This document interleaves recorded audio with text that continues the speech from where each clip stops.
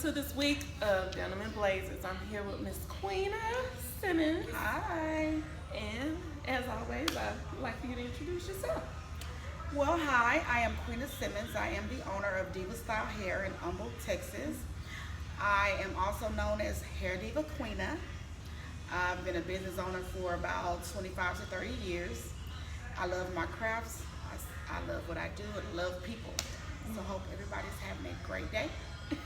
And she's good at it too. Thank you. Okay, and DivaStyle, this your passion? I know you said you loved it, but Yes. yeah. I tried to walk away from it for a minute, the hair business, and then I just went right back head first into She it. did try to walk away. Tried to run away. Came right But back. I'm back. But it's your natural gift though. It is. Yeah. My passion is to make people happy, make other women smile, motivate them. And when I'm not doing that, I guess I'm not happy. I'm not as, Yeah. genuinely happy as I thought I would be not doing it. So being back has helped me out as well. Yeah. That's your gift too though. Yeah. She always helping somebody. Oh, thank you, girl. How I'm did trying. you get started With the business? with just hair period? Well, actually, doing hair started when I was probably about 5 or 6. I had this aunt. I still have this aunt. Her name is Queenie, Rosetta Simpson to be exact. And she used to love for me to scratch her hair. Wow. So, you start out with your Amy hair, you're parting it and you're scratching it. And for long, I was trying to braid it and put it in a ponytail and want to curl. Can I curl it? Can I was do your this? first client. She was really my first client. And she would pay me. So when I figured out I could get paid for scratching hair, Wait a minute. and that was something I was gonna do anyways. I like playing in your hair, and it was great. I got the notion in my head that I would own my own salon one day and do hair, and here I am. Yeah, you did It it. happened. That's cool. It's amazing how something you just Yeah. like doing. They be like, "Oh, you gonna pay me? Oh, girl, great." I'll be in there ready with the comb, scratching up a storm, combing all the dandruff out the hair, which is part of what we do. It's like Yeah. a part of our craft, but we're taught to really get everything out of the hair. And I started there really young. Yes, So yeah, it worked. Have you figured out the dance of your business? So far as with the business and family, or just the business? Family's common. One, we'll start with business The because business. it is a dance trying to balance family and business. Okay. Well, I did, and it's always learning. You're always learning in this business. Like, even being in the business 25 to 30 years, I'm still learning today. That's a client. Yeah. Don't worry about it. You want to put it Yeah. Okay. Oh, you know, you did it. Okay. Yeah. So, sorry, y'all. But it's kind of like you're always learning. There's always something new. Like right now, the new thing is hair extensions and frontals and closures. And when you're a stylist and you're used to doing the same thing, you kind of want to stay there. Just like when computers came out, you don't want to switch over to computers. But everything changes. So as long as I figured out, as long as I stay learning, that I'm always going to be effective. It'll always be effective for me. Yeah. And basically, I've balanced it. Yeah. I balance it. I don't work where people want me to work all the time. We used to go in when we can't stand up or leave and can't walk out. So anybody pack us out. We're just that busy or tired. But you have to take care of you in the process. That's something I didn't do early on. Right. But now I do that. If all money ain't good money, No. you do what you can do and you go home at the end of the day. Because if something happens to you, then they're gonna still go to another stylist. Right. And you're gonna be in the hospital. Or gone. Yeah, I'm gone. So now that I've balanced that, Right. it's much better.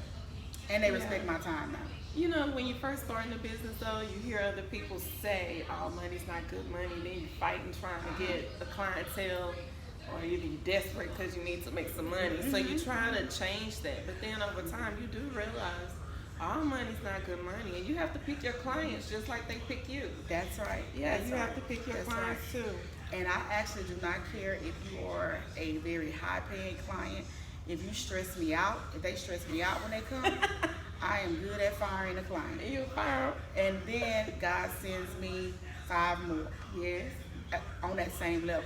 Right. So sometimes you just have to do what's best for you. That's true. I'm definitely gonna do what's best for my client. I'm gonna give them the best service that I can give them. The best. I sell hair, so I'm gonna give them the best quality hair. If it's something happens where I got a bad quality, I replace it. But that doesn't happen, you know. But at the same time, I've only had to replace hair one time, and that's when I first started out because I bought one batch of a bad vendor, and I got rid of that. It's probably about 7 years ago. Yeah.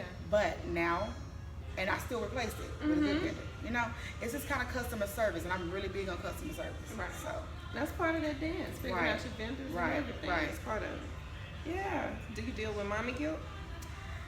Well, I didn't used to, but as my kids have gotten grown at this time, and I hear them saying, well, you were always at work. We were always with dad. You was always at work.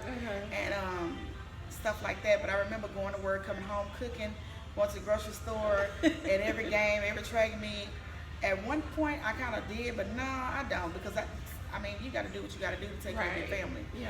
So, with that being said, no, I don't have mommy guilt. That's good. I took good care of them, sent them to college through that career. If not, I don't know where they'd be. Which is like somebody got to pay for Right. this. So. Somebody got to pay for it. So, if I'm not here letting y'all get on my nerves, good.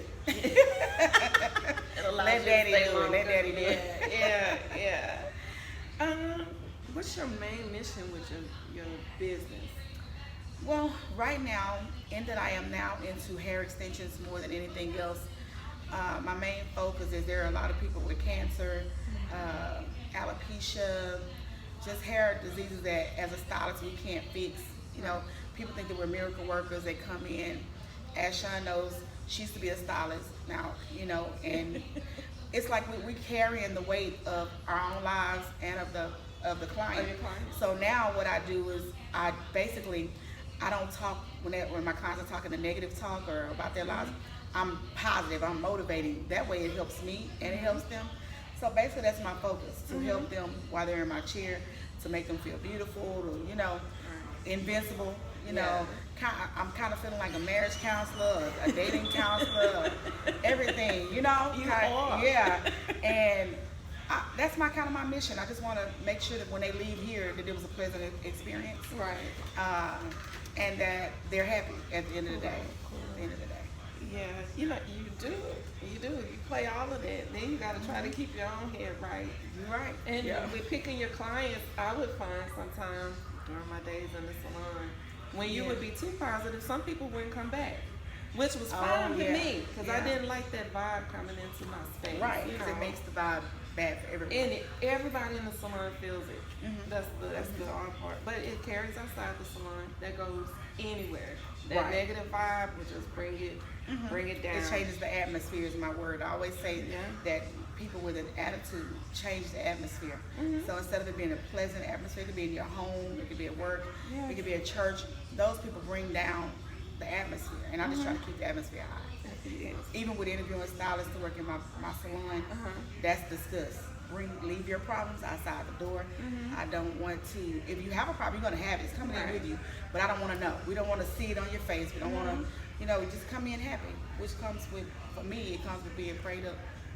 It's the only way I can do it. Stay prayed up, you know. Yes. What are two frequently asked questions that you get asked about, you know, hair or either just being in the business of hair? Because it's hair, and then there's the business. Right. Yeah. So what about the two questions? What are two questions that you find people ask you the most?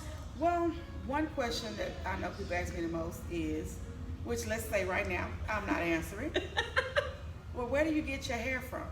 Well, that's called research, trial and error. And it's crazy because people do that like so regular, and this is my way of living.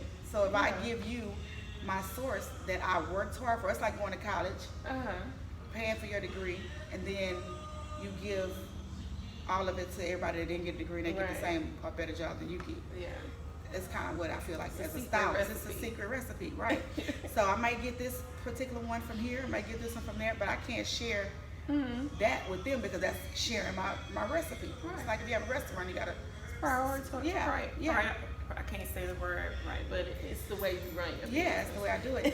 and I had to spend a lot of money, trial and error, try this one, try that one, research this, research that, travel here, travel there to get to the quality that I'm at right now, and I'm still Working doing more. Yeah. That's the one big question, and that it just behooves me that people would even ask that question. It's a bold question. Yeah, it's a very bold question. But I'm bold, and I'm quick to tell you, figure it out, trial and error. Go ahead and just try a couple people. Right. I'm not gonna tell you, and I'm not gonna be rude, but at the same time, you think it's rude. Proprietary. That is the way you make your money. I've been sitting here this whole time trying to figure out what that word. I'm saying something. I didn't say it right. And then the next question would be, which is not as weird, but it is weird to me, because that's like, most people who know me know that I've came from no mom, no parents, and had to make it on my own. And they asked me, "Are you selling drugs, girl? What you doing?" I want to, instead of it being a positive, right? No, I'm not selling drugs. No, I'm not at She McDonald's. Put that out there. I'm not at Jack in the Box. Yeah, I'm not at Jack in the Box eating every day at Jack in the Box, because I can't afford to do that and build my empire. Right. So it's called prioritizing, where you put some things to the side. I can't go shopping every weekend. I can't, it's just certain things like that. You can't go to everything that comes out. You can't go get your nails done every week. It's like if your kids got school shopping, you got to put back for your kids to go school shopping. I am blessed with, I have other things that I do. I have my hand in more than one pot. Right. So I use the resources from those pots in order to do and build this. So that's a big question that people have asked me, what you doing? How are you getting to that work? Right. And it's always been like that. They always felt like, what am I doing? But it's at the point of it is now, it's like bigger than where it started, and it keeps growing. So they're trying to figure it out, Yeah. But other than that, that's it. Those are the main two questions that people ask me. Yeah, I feel like Denim and Blazers is a platform for business owners to be like, no, I started from the ground roots, ground up, for me to get to this place. Because you have a beautiful salon that's big in here. They specialize in weaving, and you can purchase your hair and all that. But, people don't always look at the journey. They just see where you are right now. Right. And it was like, wait, I have to make some sacrifices. You remember you invited me on that cruise, and I told you it wasn't in my budget. This is what I was working on. Right. Right. And I'm proud of you. Thank you. I had to get to a point to where I kept pushing myself and not give up, because it's easy to try to, to just say, you know what, forget it. I could just live on this income I got and not keep building business. I don't have to do this anymore. But that's not my calling to give up. My calling is to keep going so that other people can see my press and my struggle, and see, they don't really see the struggle, but the fact that they see it changing, life changing, then it motivates them to keep pushing. That's a blessing. So how can people find you? Well, you can find me at 19333 Highway 59 North, Suite 125. That's another client. Or on that phone right there at 281-995-5120. I also have another contact number, is 281-643-7312. That is our store number. And the name of the business is DivaStyle Hair and Salon. I also have Facebook. I have a Facebook page, which is DivaStyle Hair. And I also have an Instagram page, which is DivaStyle Hair as well. The other way that you contact me is website. We do have a website. That is kandqhair.com. K as in Kim, ANDQ hair.com is my website. So I'm very reachable. Phone, I answer the phone. Facebook, they can message me on Facebook. They can see me message on Instagram. Very, very reachable. And I do work with certain organizations to kind of give discounts to dance teams, different stuff like that, where I'm not making money, but I'm putting my product out there so that I can help somebody else too. But at the same time, whenever you help someone else, God always blesses you. Right. So that's kind of where I am now. Okay, I'll make sure I put your information out there too, so they can look it up. Thank you. And I am so glad that you came on with me. This is amazing. We used to sit and chit chat. Yeah. We weren't on film though. Okay. We were not. In between I didn't clients. get it. Yes. Well, many more blessings. And, Thank you.